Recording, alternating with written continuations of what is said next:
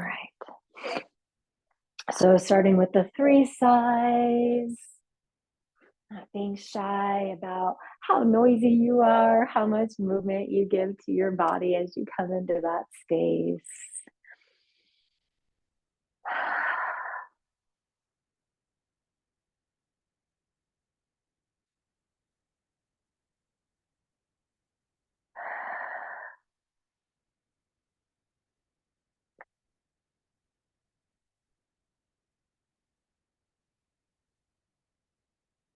And letting the sighs transition into the calming breath, still in through the nose, softer through the shoulders, and out through a smaller space, like you're blowing on a cup of tea.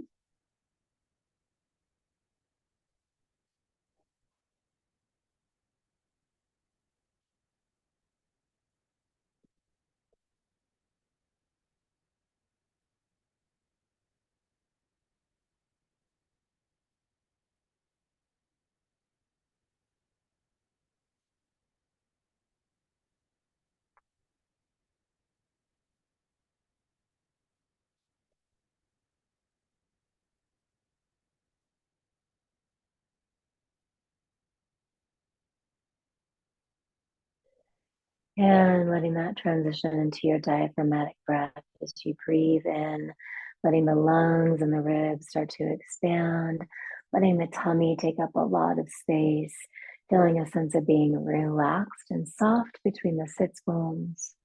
And then as you exhale, feel like everything kind of wakes up. So you're activating the space between the sits bones, pulling it more towards center, drawing the belly a little bit back, and feeling the ribs come closer to heart center. As you inhale, letting everything just kind of relax and open and fill. And as you exhale, harnessing that energy, pulling it towards the center and letting it press up and out. Do one more of those.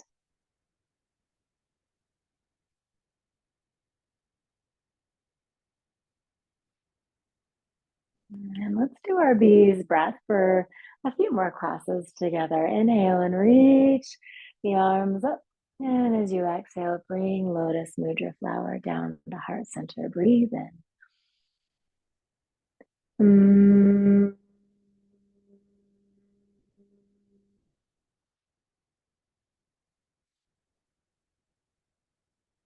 Mm.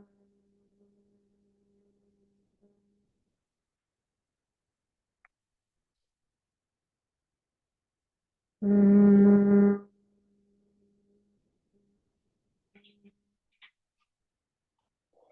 Breathe in, bring your hands down, come into your breath that can sustain you or bring you back to your focus for your practice. Oh, so the traveler invites us to disrupt the ordinary. And I also like to see this as we're getting ready to travel into autumn. And then that's going to take us into winter. And as we know, these seasons invite us to journey and to travel into ourselves. Whereas when spring and summer happen, they invite us to journey outwards into the world.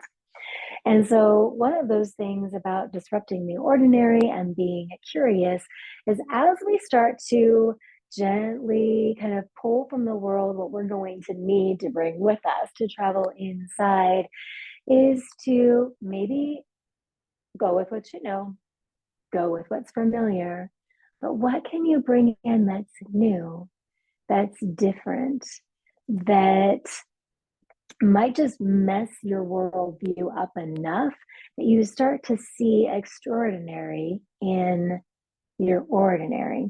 So as we move today, we're just going to be messing up some of our traditional movements, and we're going to be bringing a little bit more attention on the core because to travel inward takes a little bit of strength. So we're going to use our belly to kind of be our image for that. So let's actually start today in child's pose. You don't have to be fully tucked into the pose. We can kind of hover around it, but you might just begin on your hands and knees and do a little bit of that wiggling front to back first. And as always, all of these poses should really fit into your body and your breath. Nice nicely. There shouldn't be really much discomfort. If there's any discomfort, the discomfort is just kind of letting you know that either you need to warm up into this space or you need to tweak the space a little bit. But if the discomfort doesn't go away after a few repetitions or a little bit of wiggling, it's your body just saying, hey, I need you to do this pose totally differently, and just finding out what that is for yourself today. As you kind of work your way back into child's pose again, you might stay with a little bit of that rock or that swing, kind of letting the ribs or the shoulders move from side to side, and let the hips just a little bit follow that. So the shoulders and the ribs probably moving just a little bit more than your hips, just kind of settling in, feeling the weight of the thighs against the belly. And again, your knees can be a little bit open here, so the weight of the thighs and the belly together can be quite intense if the knees are together, or less intense as the knees shift away. So now from this space, let your gaze hover right above your mat. It's almost like your face is parallel to the floor. And then let your arms extend. Please remember to keep them shoulder width. Don't get them closer together. And then draw your body forward. And as right before you get to gentle plank, bend your elbows and come down just a few inches. And then press back up and press your body back towards child's pose. Let yourself stay hovered above it though. And then as you inhale, come forward almost all the way to plank on the knees, and then bending the elbows. And then as you exhale, push back up and all the way back. So that's your breath. Inhale forward and a little down. Exhale up and back. And I'd like you to layer in, once you get this movement down, a little bit of that ice cream scoop from beneath your belly button as soon as the exhale begins. So as you press up, take a little bit of that scoop under your belly button as you press back. Take this a few more times.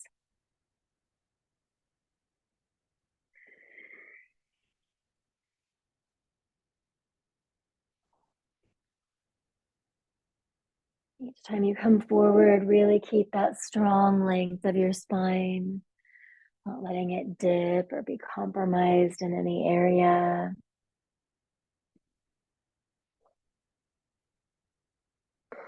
Maybe two more before pausing for a moment or two in your child's pose.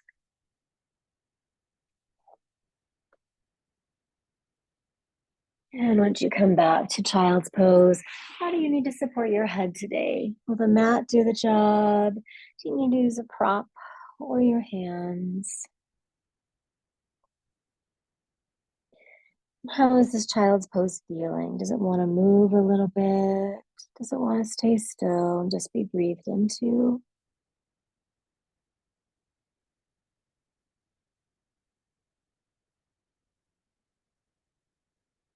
And then bringing the space into a C curve. So again, letting your gaze hover above your mat, extending your arms out in front of you, and then walk your hands over to the top left corner of your mat with your fingertips really reaching towards that corner, push against the right hip.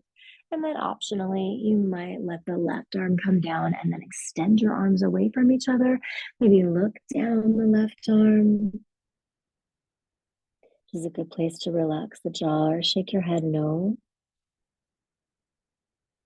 And if you took the left arm back, bringing it up, walking your hands to center between sides, just kind of be in the center for a moment. You might rock or wiggle, and then take your hands over to the front right corner, push against your left hip, and then maybe bring your right arm back, extend the hands away from each other, look down the right arm.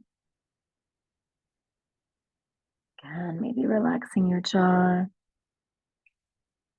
And if you took the right hand back, bringing it up, bringing it through center, stretch, and come all the way up to your seat.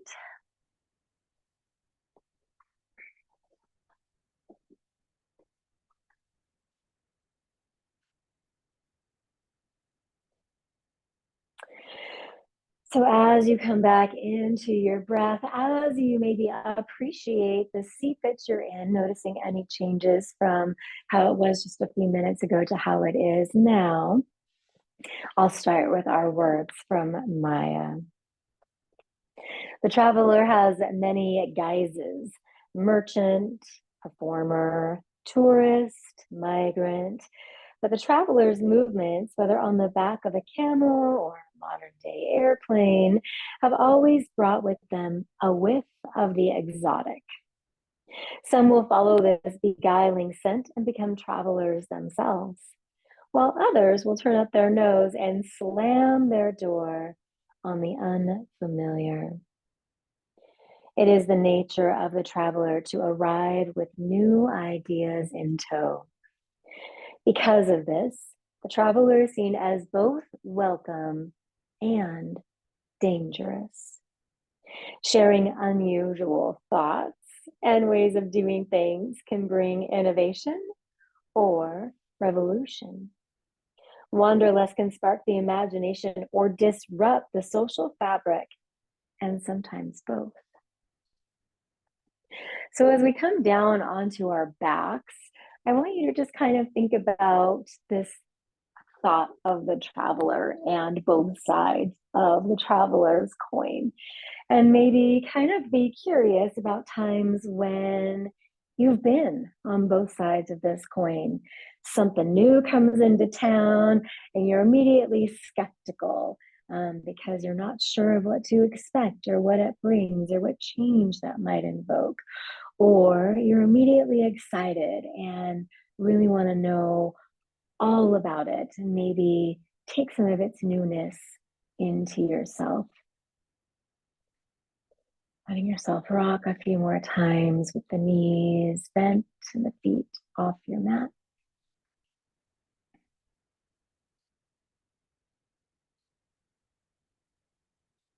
And if you're still rocking, bring the body to still.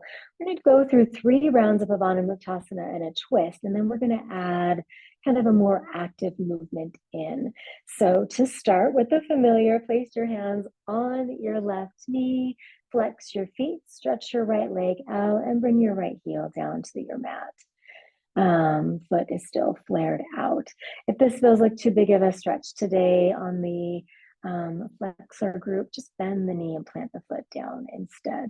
So whichever variation your body is asking for, start Pavana Muktasana. Inhale, pull the thigh against the body. Exhale, curl up, tucking your chin in towards your collarbone. As you curl down, untuck your chin and widen your shoulders, and then soften the hold on your knee. Inhale, thigh to tummy. Exhale, heart towards knee. Inhale, shoulders and head back on your mat, and soften your hold. One more. Pushing through the right heel can really give you a little more depth in the stretch. And as you release, maybe let the knee open first, like in tree pose, and then bring it through center and close it, crossing it over your body, coming into that supine twist.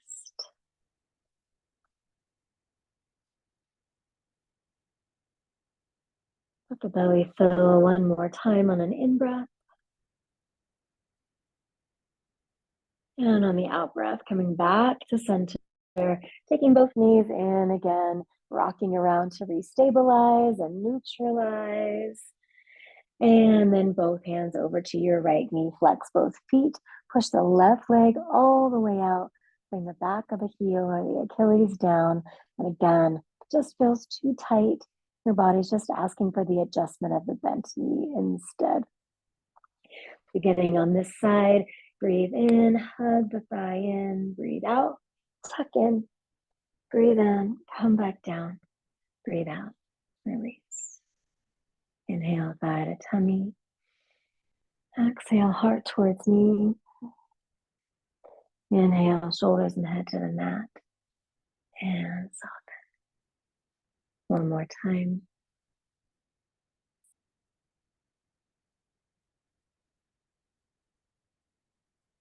Again, you might take that open knee variation first. And then cross through center. Relaxing your right leg or your left leg as you take the right knee over and finding that twist.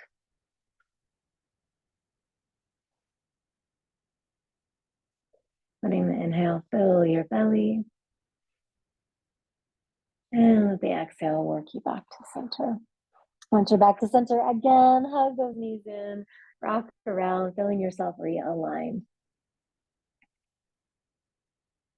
Okay, so bring your hands back over to your left knee and then lift your head just a little bit. As you lift your head, you don't really want to feel the strain on your neck. You want to feel more of your core engaged. So as you lift your head, you're kind of looking like you want to see the tops of your knees. And then from here, send out your right leg. Don't let it touch your mat, and then bring it back. And then you're going to switch. So each time you switch, really hug the thigh towards the tummy. And if this starts to fatigue your neck, I feel like I have a really weak neck. You can bring your neck down, keep the rhythm going with your legs. Give yourself a breath or two to kind of release the neck, and then give yourself a breath or two to lift the head back up. And if it starts to get uncomfortable again, give it that moment of rest. But no matter what, keep your legs moving in a nice, steady rhythm. And don't over rush it. So once your hands are on the knee, make sure you really pull the thigh to the belly before kind of bicycling them back out. So doing that just a few more times.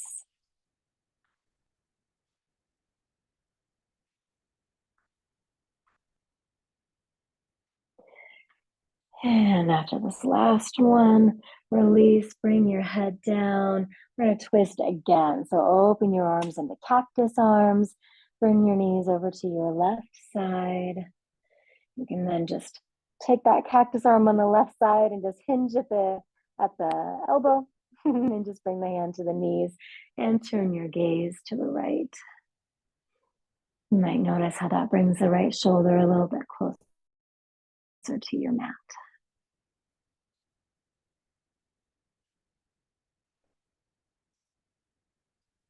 And then bringing your gaze to the center, taking your left hand back to cactus, bringing your knees through center.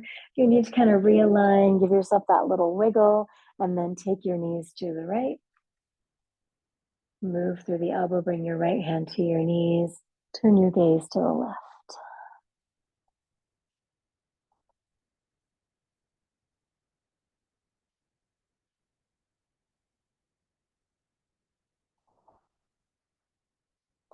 Bringing your gaze back to center, releasing your hand from your knee, bringing your knees back to center.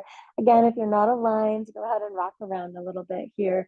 Bring your arms all the way down by your sides. And as you inhale, reach the heels of your feet up towards the sky. Reach the fingertips of your hands up towards the sky. Stay here your first time. Remember, shoulders stay down. So as you reach your fingers up, if everything comes up, put those shoulders back down, nice and wide, like you're holding a box. Also, if there is a gap between the top of your hips and the bottom of your rib cage, push that gap out of existence. So that's where you should be every time you're here. Yes, you're reaching. Yes, you're pushing.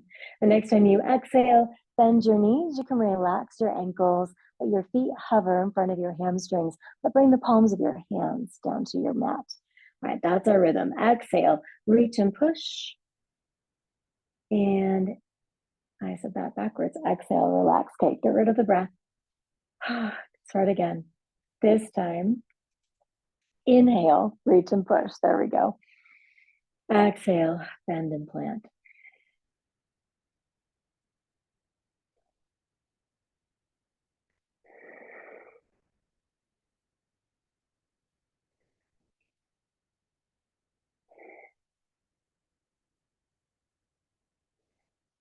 Last two.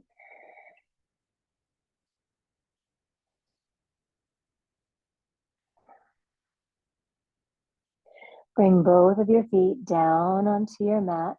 Place your hands on your ribs and just start to do a few rounds of pelvic tuck and tilt. Exhale to press the lumbar spine into your mat. Inhale to create a little gap between the ribs and the hips. Exhale, press down. Inhale, creating a little gap. And press down. You can stay right here with pelvic tuck and tilt, or you can let this grow up into bridge pose, or you can take it slow. So we're going to kind of move in and out of bridge. You can take this movement in to slow it down and make it a little bit more full in the body, or you can just come up and down into bridge to make it just a little bit more dynamic, whichever you're feeling today. Or you can stay right here just to stay grounded, bringing your palms down. When you're ready for bridge, the inhale brings you up. So press into your heels, lift your sacrum, climb up the rung of the ladder of your spine, and then the exhale will bring you down. You can go right back up, or you can inhale, create a gap, exhale, get rid of that gap, and inhale, climb up. So dynamic, more slow and thorough, or staying grounded. However you're practicing, the thighs should stay aligned. Don't let them wing in or out. Keep your gluteal muscles toned but not clenched. Feel the length of the front of your spine each time you climb up into this inversion.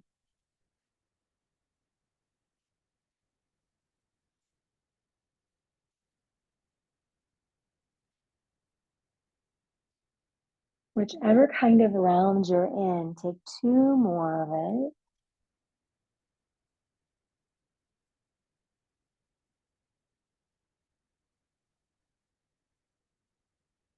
And whenever you have finished, once again, pull the knees into you.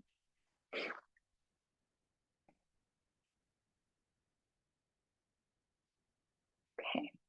So our last little move here on the ground is kind of, it can feel a little bit like fish if we do it a certain way, but with the legs moving. So it's almost like a fish screw leg, so to speak. So I always like to put my hands underneath my sacrum.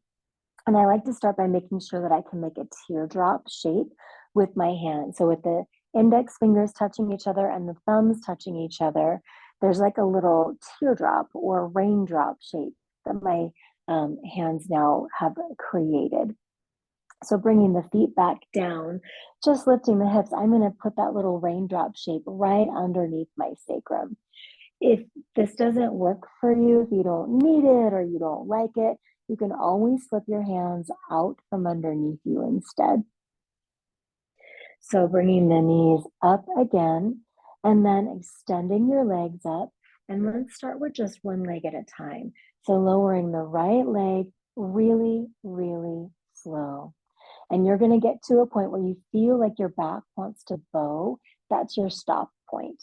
So when you get there, bend the knee that you just lowered, hold it to you, and then extend it right back up.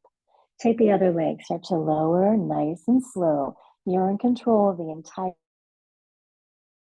movement. No momentum needs to take over. When you feel that pop, that little space between, like, oh, my back wants to pop off the mat, then bend your knee, pull it to you, let the thigh push against your tummy, and reach up. So one leg lower, bend, pull it to you, press it back up, other leg lower. If you do tummy exercises regularly and this isn't really doing much for you, do both legs at a time. You might hover before you pull in. Or you could even take the bent knee variation out. You can bring it down, and as long as you don't pop off your mat, you can hinge the legs right back up. So lots and lots of options, really just listening to your body. You don't want the back to pop off your mat.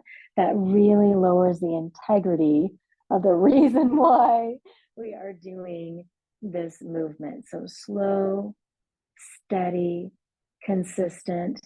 Reach for that edge, just brush against it.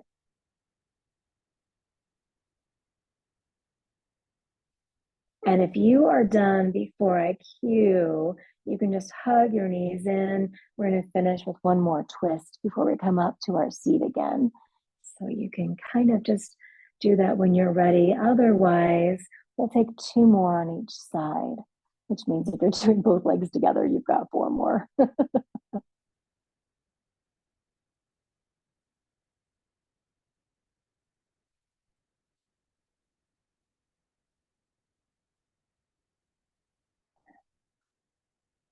Once you've finished, kind of hug the knees in, then put your feet down, slip your hands out from underneath your hips, bring your hips back down, let your knees rock from side to side. That movement's going to get bigger and bigger and bigger until the knees can kind of drift down to one side.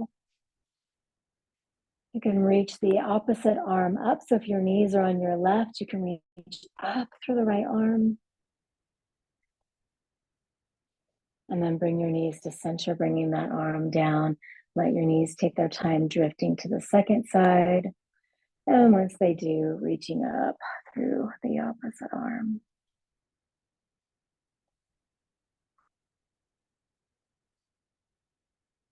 And coming back through center, working your way up into your seat.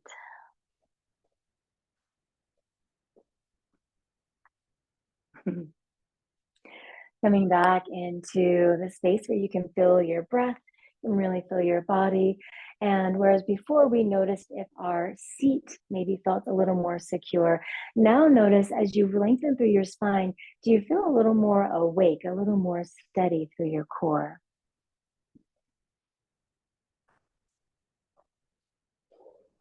The traveler is a reminder that your way of doing things is not the only way of doing things. Bringing fresh eyes to old situations. A traveler admires things the locals take for granted and notices issues that have become so commonplace that they are often ignored. So when the traveler appears, pause. Look around you as a tourist might. What do you notice? Is it time to rethink your map and see your familiar surroundings in a new way?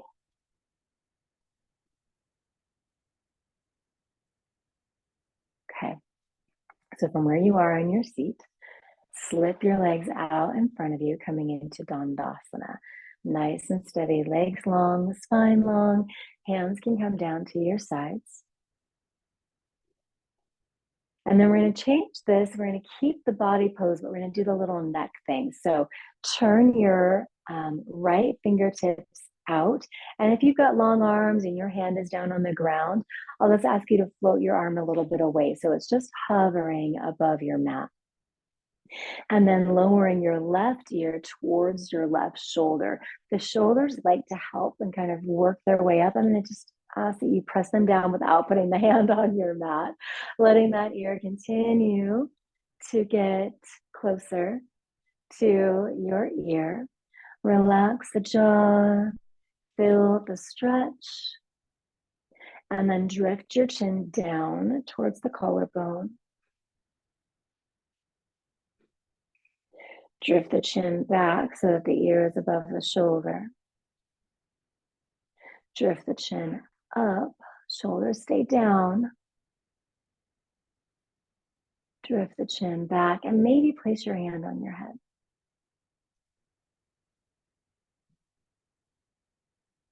Release your hand from your head, bring the head back.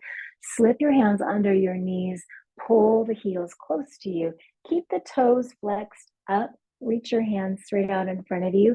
Start to lean back. You're going to feel that core engagement. You can stay with the heels on your mat. You can lift one foot and lower, lift one foot and lower, or you can lift both feet. If you went whoom when you did that, put your heels back down, lengthen your spine back up, lean back again, and then find that space where you can really stay long in the lumbar spine. One more breath. And then cross ankle over ankle. Bring your outsides of your shins down, forward fold.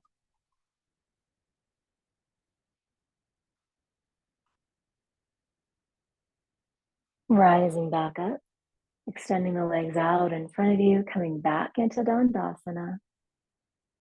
This time turning your left fingers out, sliding them, kind of really, really overextending through that wrist and bringing the ear down towards the opposite shoulder. Keep nice and spacious in the jaw. Travel the chin down. Travel it back forward, ear above shoulder. Let the chin glide up.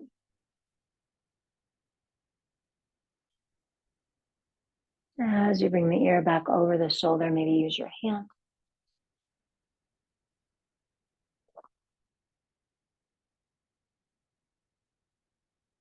And release. Bend your knees, toes pointing up, nice and long in the spine. Start to lean back, extend through your arms. And again, you can stay right here. You're already very dynamic. You want to layer in a little more dynamic. Then you're going to lift your heels slow and one at a time, or you're going to lift them both and you're going to hold steady.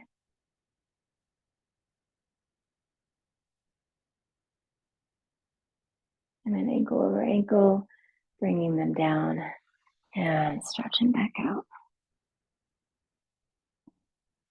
Go ahead and keep coming forward here all the way up to hands and knees. Come back into that nice little Komodo dragon wiggle.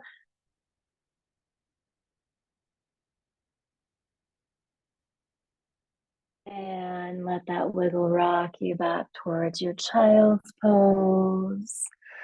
Once the hips and the heels get pretty close together, reach your arms out in front of you, making sure they're still shoulder distance apart. Inhale, draw forward into plank on your knees. Once you're in plank on your knees, feel that length of the spine, both to the front and the back, and then bend your elbows and bring the body all the way down to prone. Once you get to prone, bring your hands in front of you so that from elbow to elbow, they are running along the short side of your mat. And you can bring your chin to your hands. You can bring your forehead to your hands, whatever might feel good. And then bend your knees, or you can even turn your head and place one side of your face on your hands. Bending your knees and let the knees rock from side to side.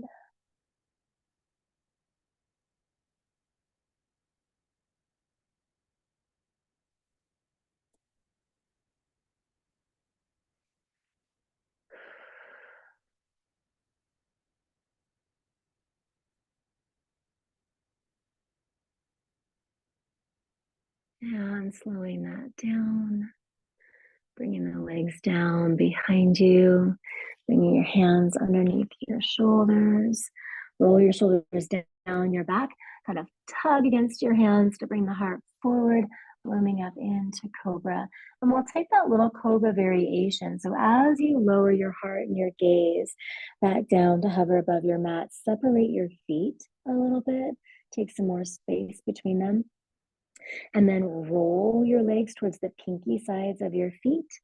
And then roll the shoulders down your back and bloom up into cobra. And lower back down. Maybe take just a little bit more space between your feet. Rolling towards those pinkies. And rolling up. Cobra variation. Coming back down. Bringing the feet a little bit closer together. So maybe that second position. Rolling up. Rolling back down. And then traditional position. Rolling up. And rolling back down. Once you get back down, really engage through the hands and the belly button. And then press up into plank on your knees. And rock back into child's pose.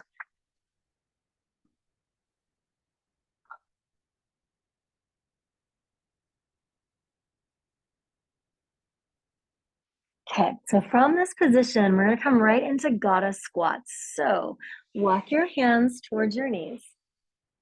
Lift up a little bit so that you can tuck your toes. Once your toes are tucked, lift your shins off the ground and rock back onto more of the balls of your feet. Come forward here. And then you can let the knees start to open. You still feel really squishy in the body. And as long as you're feeling okay here, you can kind of press the low portion of your tricep right above your elbow into the inside crease of your knee. Put your hands together, kind of open. So my feet are a heck of close together and my heels are off of the mat. So this is just one variation. If you prefer going a little bit bigger, I just kind of brought us here because it was kind of that natural roll up. It still feels kind of squishy and comforting here, but you can release your hands and open your feet and see if the heels will come down a little bit more. Your feet are still out at a 45-ish degree angle. And then you can still do the same thing, kind of press the elbows against the insides of the knees. Now, the reason I brought us here is I did learn something kind of cool that I thought, well, I could bring that to class sometimes at the aerial workshop. Sometimes when we do a lot of hand balances and our hands get really sore, we go to like massage our hands. But just like when we do that forearm treatment with the hard ball, there's this funky thing that you can do. So you can actually lift your bum, take your arm, slide it in between your thigh and your calf. Same thing on the other side, and then sit back down. So you're basically squatting on your forearms. You're squeezing your forearms in between your calf and your thigh. And you can kind of lift and adjust your hands, lift and adjust your arms, kind of squish where you need to. And this is, I guess, some kind of stretch that rock climbers use when their hands get tired and they're climbing. So anyway, we did it and I was like, that's kind of fun. This does take us into a yoga pose that I can't do, so I won't be offering it to you. But some people come into Firefly from here where they actually put their hands down on their mat and boom, with their legs out in front of you. So just so you know, that's how you get into that pose. Release your arms, bring your hands down, lift your bum up, work your toes face forward. Inhale, halfway lift. Exhale, bend your knees for chair. And rise all the way up. Shake it out.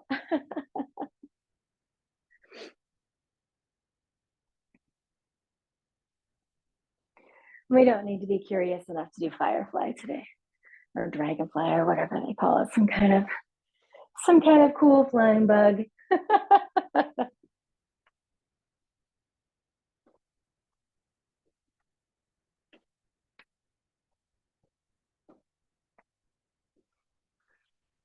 Ooh, slowing your momentum down.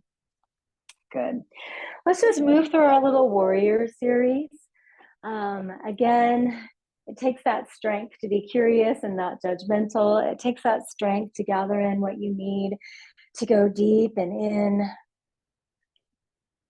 And we really have to be warriors for our own journey, our own travels, whether that takes us far away physically or far away emotionally or just on to the next stage of our lives. We're always, always traveling as long as our eyes and our senses and our perceptions are open. So starting in your Tadasana, inhale and reach your arms up. And as you exhale, letting the knees bend just a little, bring your hands to your hips, shift your weight over onto your right foot and step your left foot back, not quite as wide as you would for a lunge. Rotate your foot, bring the back edge down. Make those micro adjustments so everything is beaming forward. Your gaze, your shoulders, your hips. And then you can kind of bring your hands up to your shoulder, your ribs, and kind of knock them down just a little bit so you feel that core engagement. And then reach your arms back up. As you exhale, pull your arms into cactus. Stay here as you breathe in.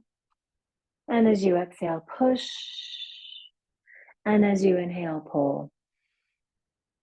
And as you exhale, push. And as you inhale, pull. And as you exhale, push. And as you inhale, pull. As you exhale, lower your arms down. As you inhale, rise them back up. And then take your left hand, bring it in front of you. Let it sweep down your body and open your hips. Your back knee is probably already saying, what? So adjust your back foot. Take up all the space that you can in between the feet. Your hips are now open to the long side of your mat. So are your arms. You can pull back just a little bit if you feel like you're reaching too far forward. And then send your gaze over your front right hand. Bring your left hand down to your back leg. Flip your right hand up. Reach up. Maybe slide your back arm down. Bring it back to neutral in warrior two. And now take your back arm again, your back left arm, bring it down. When it gets to your hip, that's your body's cue to bend your back knee, rotate. You're coming into high lunge. If you're too big and you're already feeling wonky, just take a little step. Feel yourself in high lunge, because from here we go to any variation of warrior three. So you can push up, you can leave the back toes on your mat. You can lift the back toes, and you can hinge to any degree that feels just right to you, with a long spine and a strong core and a steady leg. And then bend your right knee, step your left foot down, bring your arms behind you. Interlacing them is a good option. And then coming down to the inside of your right leg.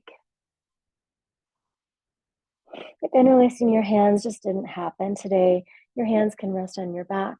Your hands can rest on your mat.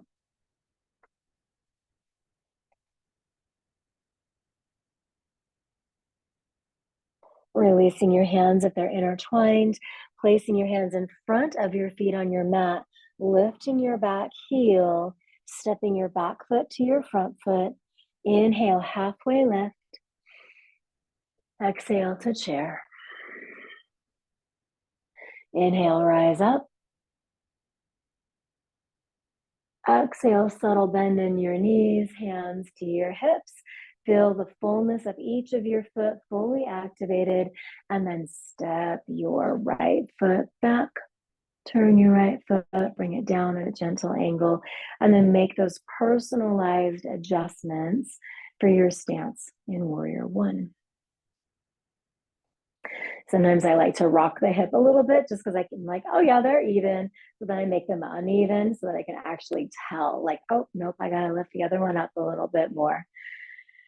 And then hands to your ribs to make sure you're not popped too far forward. And then inhale, breathe your arms up.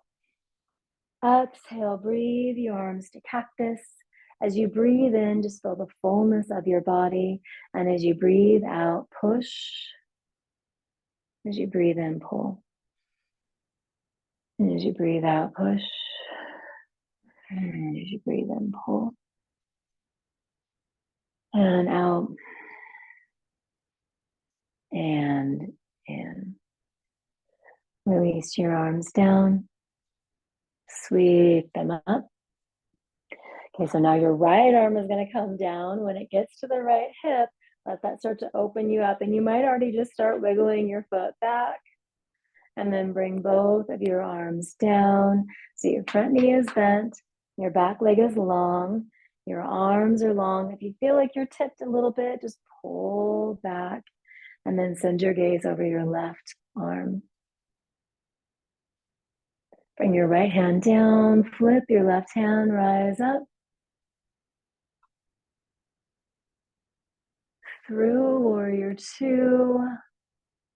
Working your way to high lunge. So your back arm comes down, closes you up. It lifts your back hip. And again, you might have gotten pretty wide, so you might just need to do that little hoppy step. So really feel your high lunge. And then from there, slide forward. Toe can stay touched. Toe can gently lift, or any hinge might happen. Make sure you're still using the fullness of your front foot. Bend your knee, step your foot down, bring the heel down just like you do in Warrior One. Maybe interlace your hands. Bring your body to the inside of your thigh. Again, arms in the air is an option. Hands on your low back is an option. Hands to the earth is an option.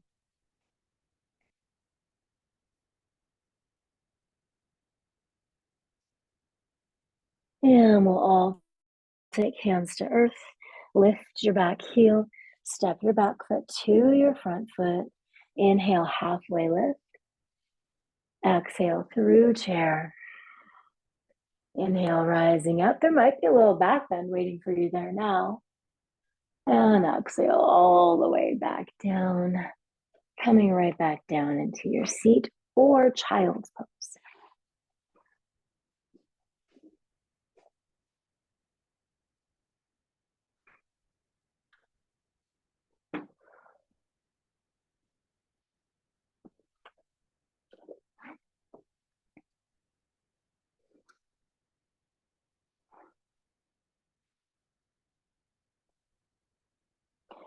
So the question when we asked what we noticed was, is it time to rethink your map and see your familiar surroundings in a new way? Or perhaps it's time for you yourself to get out and see more of the world. The traveler is here to disrupt the ordinary. Like a garden fork aerating the soil, the traveler breaks up compacted ideas and creates space for new seeds to grow. So, as we take our last few moments together, I again will invite you to stay seated. You also might tuck into child's pose, and you might just really prefer the traditional way of resting supine. So just take a moment in your seat and decide, am I staying seated? Am I tucking into child's pose? Or am I going to go lay down on my back? And then once you know the answer, take a moment to adjust your space and come into your pose of choice.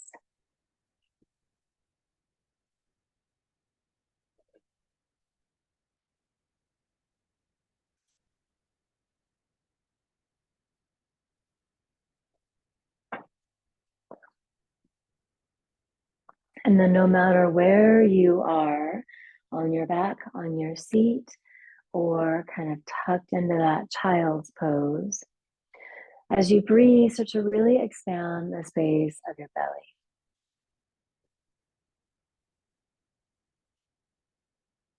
In this space of your belly, you have a beautiful, warm ball of sunshine.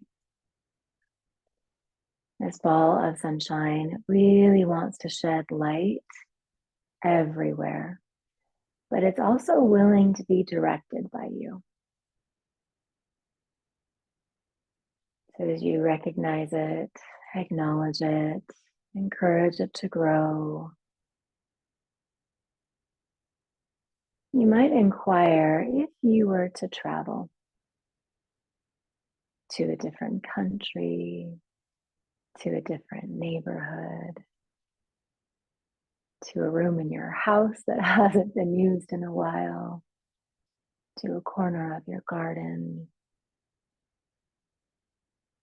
to the phone to make a phone call to talk to somebody you have not talked to in a while. It really doesn't matter.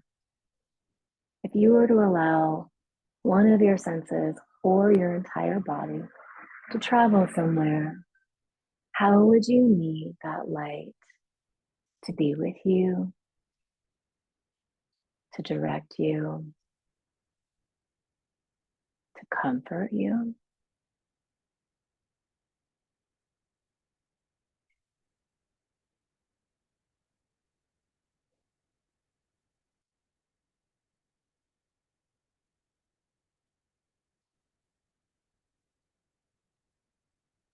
And has your practice today stir up some feelings of curiosity about what's next. What can you see today that you think is ordinary, but in fact might have something about it that you haven't noticed in a while, or that you can see a little differently, or that you can shed a different light on.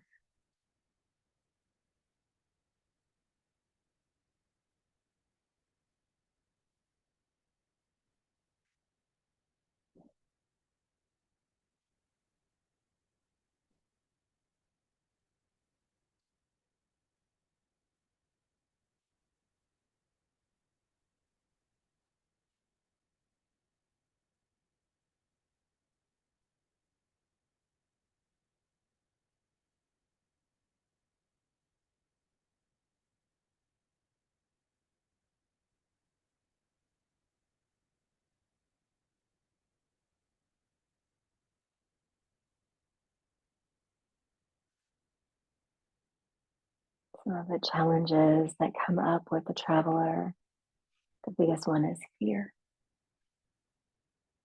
What if you let something change a little? What ripples will that create for everything else around you? Sometimes we just have prejudices that got handed down to us generationally.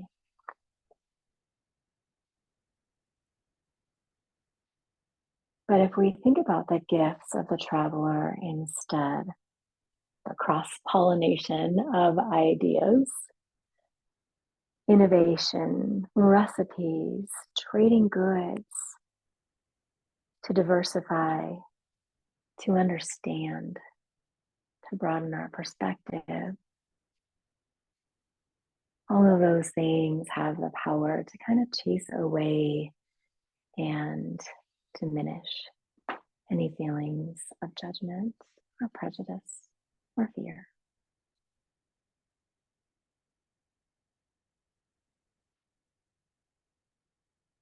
If you came down into a supine space and you would like to rest in Shavasana longer, please stay. If, however, you don't want to rest in Shavasana anymore, wiggle around a little bit until you come up into your seat. And the same with child's pose. If you kind of tucked into that space, start to find a little movement and rocking that can eventually help you come back into Sukhasana.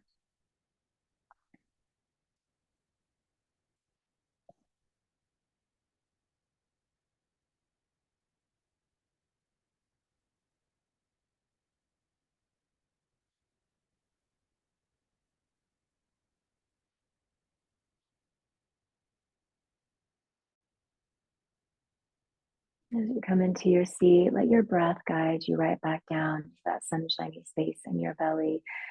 And just for this moment, I would like for you to authentically acknowledge that you travel constantly.